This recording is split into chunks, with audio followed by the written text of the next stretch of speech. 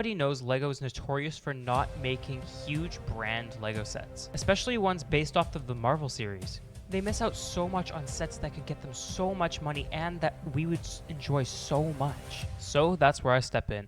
I create LEGO sets that LEGO hasn't done anything remotely close to. Sometimes I do CMF series and sometimes I do actual LEGO sets.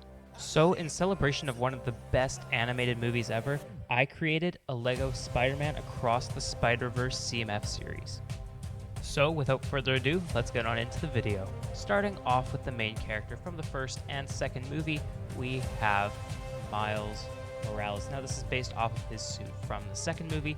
For that, I gave him his new emblem, which is a more spiky version of the spider. I also gave him his quote-unquote bleeding armpits from the movie, which is basically just a streak of red lines going down from his armpits.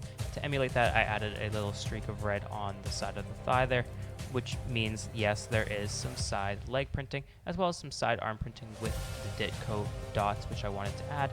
I also gave him his iconic mask, which a bit more Ditko dots, as well as some throughout the suit there on the legs and the torso. I also gave him a bit more of a muscular design, as in this movie he is older and a bit more mature. And finalizing it off, I also gave him a Hot Pocket as an accessory to symbolize the Hot Pocket that he eats at the beginning of the movie when he's fighting the Spot. Our next minifigure in the series, also one of the main characters from the first and second movie, is of course Spider-Gwen. Now, not many updates to this figure. I gave her a new hood piece with a bit of printing on the inside showing her teal webs and the pink in the background there. I also gave her an all-new face print just with her eyes. Again, with the same torso that LEGO did, with a few minor changes, being the Ditko dots on the torso there carrying down to the legs, which have dual molded shoes, which are her new chucks that Hobie gives her. I also gave her some dual molded arms there, with of course the web printing. And for an accessory, I gave her the box that she gets from Hobie at the end of the movie. I won't spoil anything right there, but if you have seen the movie, then you will know what is inside that box. Speaking of Hobie, our next minifigure is, of course, the Spider-Punk, also known as Hobie Brown. This figure was so fun to design, and I gave him his iconic look from the movie, which of course includes the new hair mold that I created, which of course is a new mohawk piece in silver. I also gave him all new head, torso, and leg printing, with the legs being side printed as well as dual molded. I also gave him side arm printing with all the various metallic wristbands and shoulder padding he has there, with his ripped jacket looking right there. I also gave him his iconic chains around the legs there going on into the torso, and his iconic guitar, which has a bit of a static kind of design there, emulating his kind of more magazine-like look in the movie, which I loved. I loved all the amazing different art styles that they emulated into the movie. And as you can see in the bottom right corner, that is what he would look like in LEGO if he were kind of turned into a magazine-like look, I guess. And so what I did to do that is I just put a mask of a magazine over top of the figure, and it came out like that. I think it looks amazing. And if you want to see sneak peeks like that, go to my Instagram. It's where I posted all of these before this video. Next up, after Spider-Punk, we have Scarlet Spider, kind of a minor both in the movie, and Spider-Cat, due to the fact that the Scarlet Spider doesn't really have any accessories. For him, though, I gave him basically the same kind of design that he came with in the Spider-Man Bridge Battle, that being the same pieces, just being really the hood, and of course the casual minifigure torso, legs, and head. And for him, I gave him an all new design with some side arm printing there. I gave him his iconic shadow-like comic design from the movie, as well as the big white beady eyes that he has, with, of course, yes, the black going through the face, which does look a bit weird, but I think it works pretty well. I also gave him the iconic hood piece, as well as a tattered up sweater there, as you can see that he has in the picture on the top right there, of course, with the belt design and his spider logo. For an accessory, I gave him Spider-Cat, which is another Spider-Man variant from the movie, and for that I just gave it the same cat piece, as well as just added a bit of Spider-Man printing there, as you can see with the cowl and the outfit. I've done that with a couple of the figs, just kind of added another Spider-Man variant, as most of the figs don't really have any other accessory, and I don't want to add a bunch of spider webs. Regardless, our next minifigure in the series is Spider-Woman, also known as Jessica Drew. This is the one from across the Spiderverse, and for her, I didn't really do anything crazy. I gave her a new head print, torso print, and legs printing with no really new kind of pieces there. She uses the same hairpiece as Monica Rambeau and has her iconic glasses as well as the headband that she has covered up by the hair there. On her left arm, she does have a bit of side arm printing at the top there with some dual molded legs. And for an accessory, I added a spider web, as I didn't really have anything else. I didn't want to include a huge bike, although I kind of do steer away from that idea later with our later minifigures. But regardless, that's the only Spider-Man web piece actually in this whole series. So the next minifigure in the series is, so we think, our main villain of the movie, which, you guessed it, it's the Spot. For him, he was actually really simple to do. All I did was take a white base for a minifigure and add some black dots with some gray sketchy outlines going around the circles. So for that, he also has some side leg printing, as well as just normal leg printing, as well as some side arm printing. Nothing too fancy. And for him, I gave him 2 disc pieces in black that he can step on and hold in his hand as the dots that he throws around when he tries to fight Miles. I'm just now realizing that I could have given him a bagel as an accessory, and if you've seen the movie, then you understand that reference. But anyways, our next minifigure in our series is Peter B. Parker, or the teacher to Miles Morales.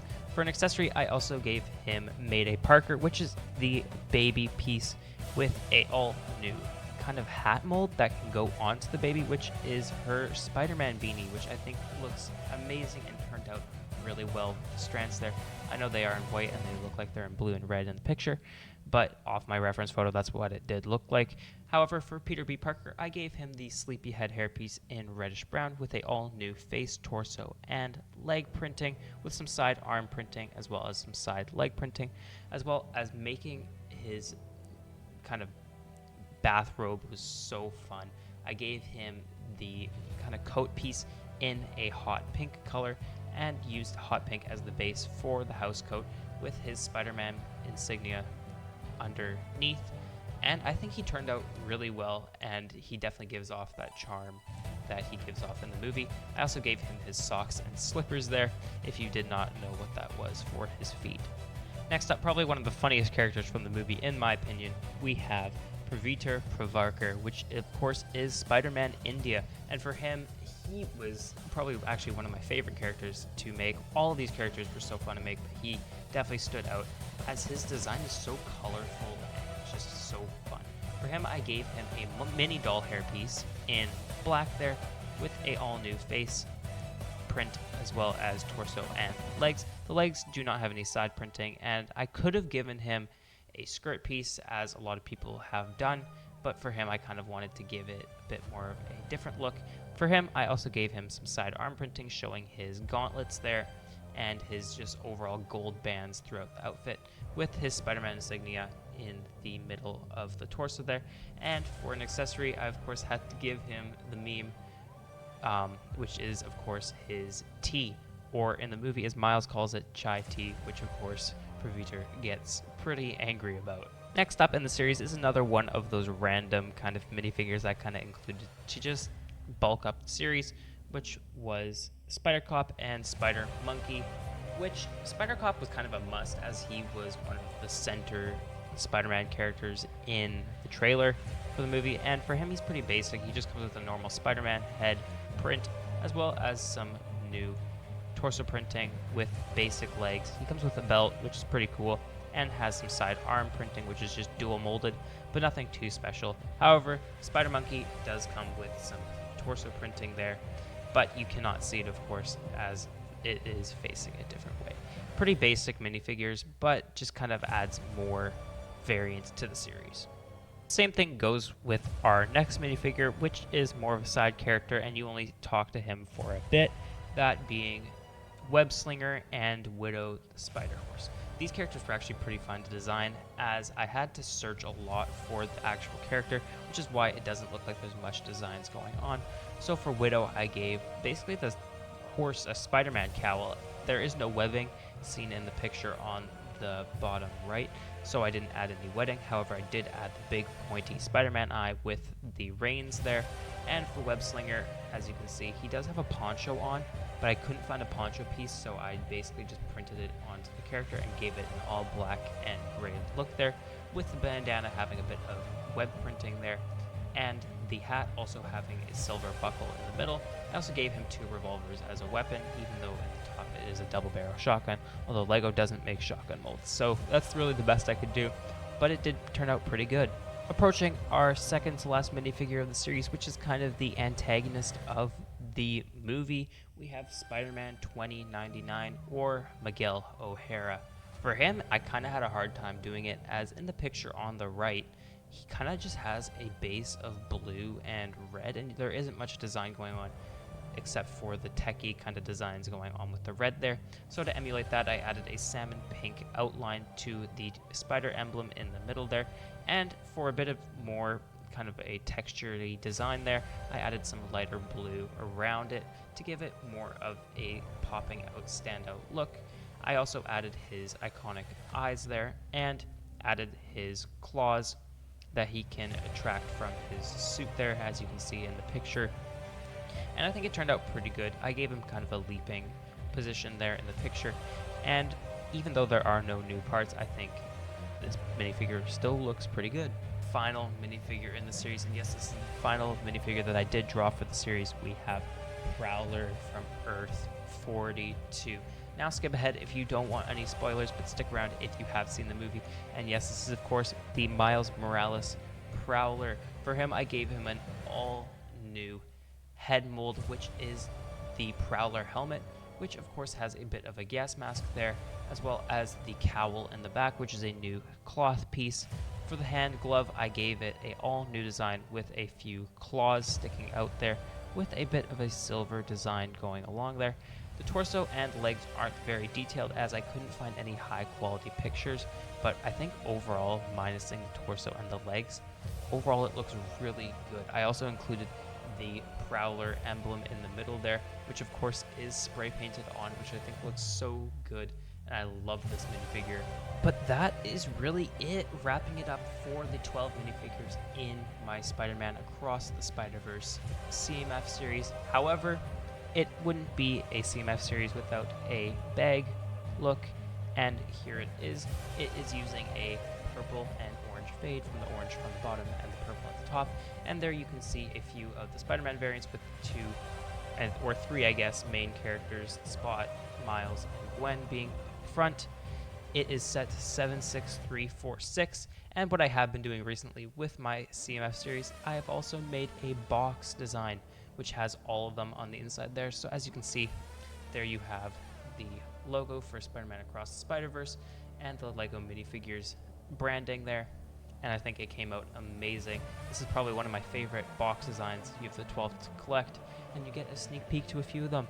But anyways, if you guys did go on to enjoy the video, please make sure to subscribe and like the video, as it helps me reach out to a lot more of you and tells me what you guys want to see with my channel. Anyways, stick around, because later this month we are doing an X-Men prequels CMF series, as well as later in the month we are doing a She-Hulk mock. So anyways, thanks.